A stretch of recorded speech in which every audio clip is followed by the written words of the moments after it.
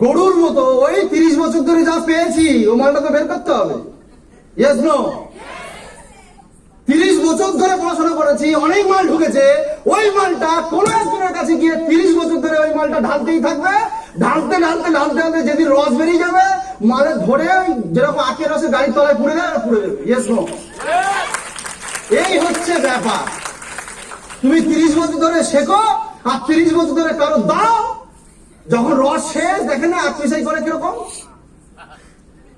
নতুন আখ বের করে পুড়ে দেয়, যত দেখে ভালো করে রস আছে কিনা, আবার দেয়, দেওয়ার পরে আবার পাক দেয়, পাক দেওয়ার পরে যখন দেখছে মালটা হালকা হালকা হাতে লাগছে বস্তা মুখ খোলে মাল ঢুকিয়ে দেয়। তারপরেও শান্তি নেই। শুনতে চান?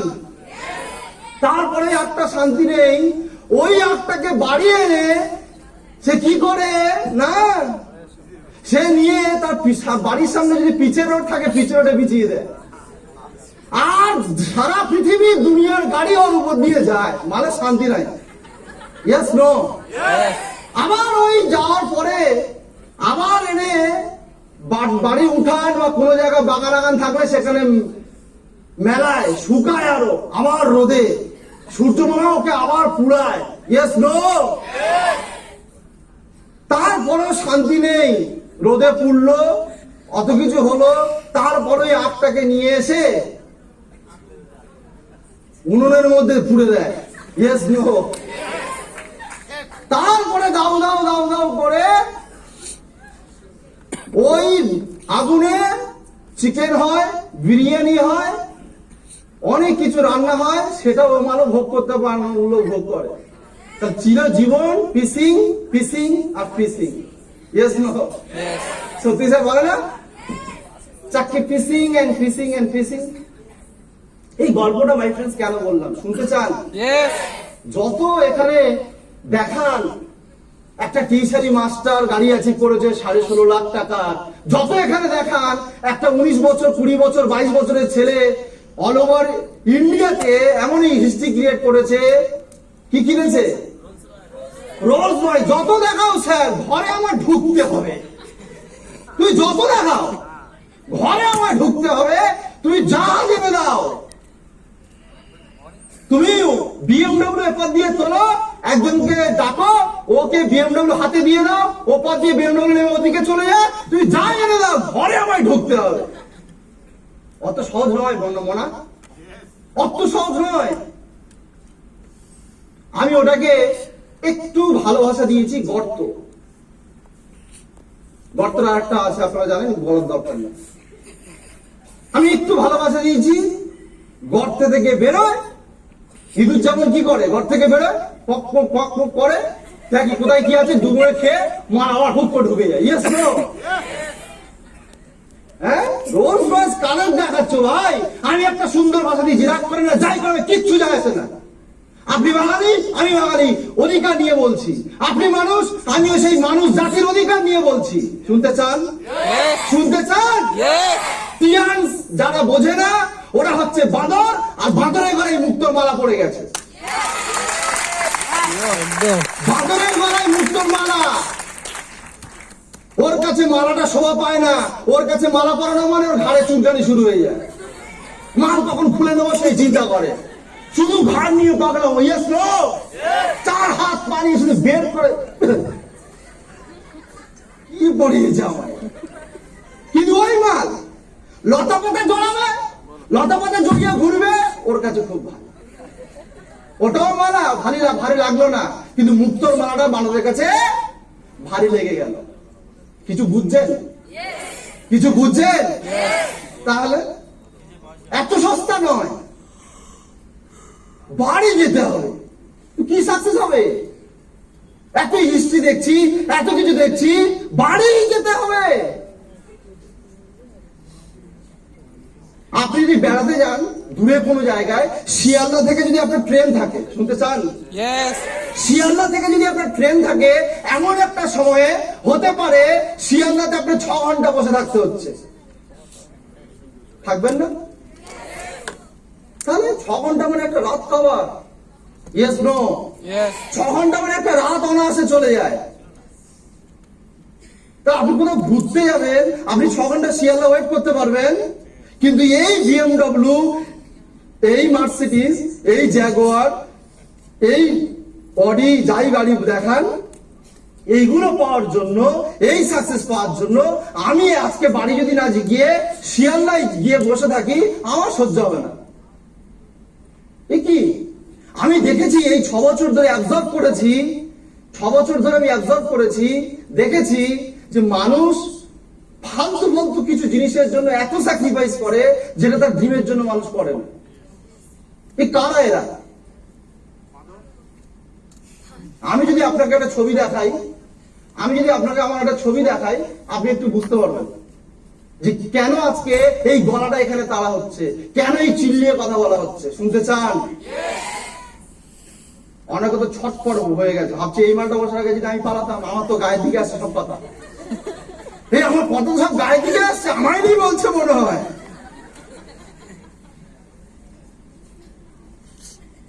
চলুন যদি আমি একটা ছবি দেখাই, একদম ওই সাইডটা দেখাও, বাম দিকে। হ্যাঁ,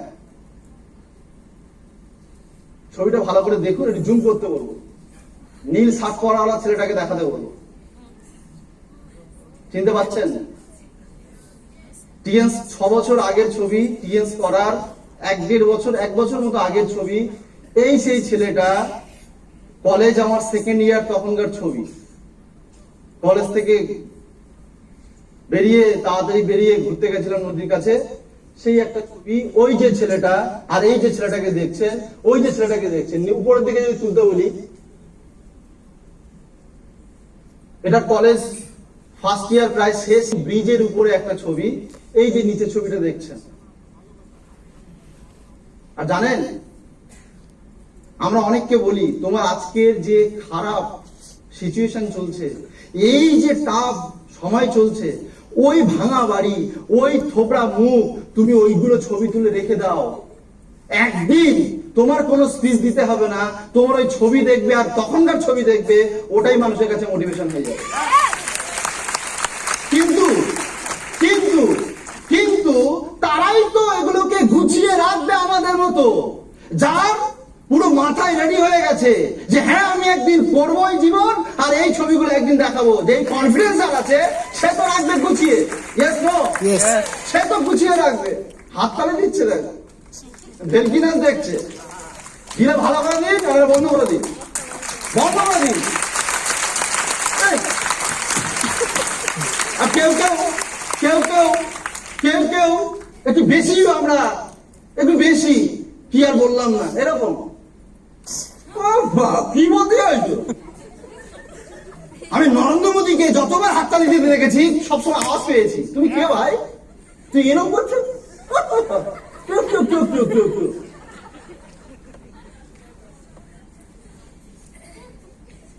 আমাদের আমাদের ধর্মে একটা কথা আছে, আমার ধর্মে একটা কথা বলে, অনেকে বলে জোরে ডাকলেও আল্লাহ শুনতে পাবে, আস্তে ডাকলেও আল্লাহ শুনতে পাবে।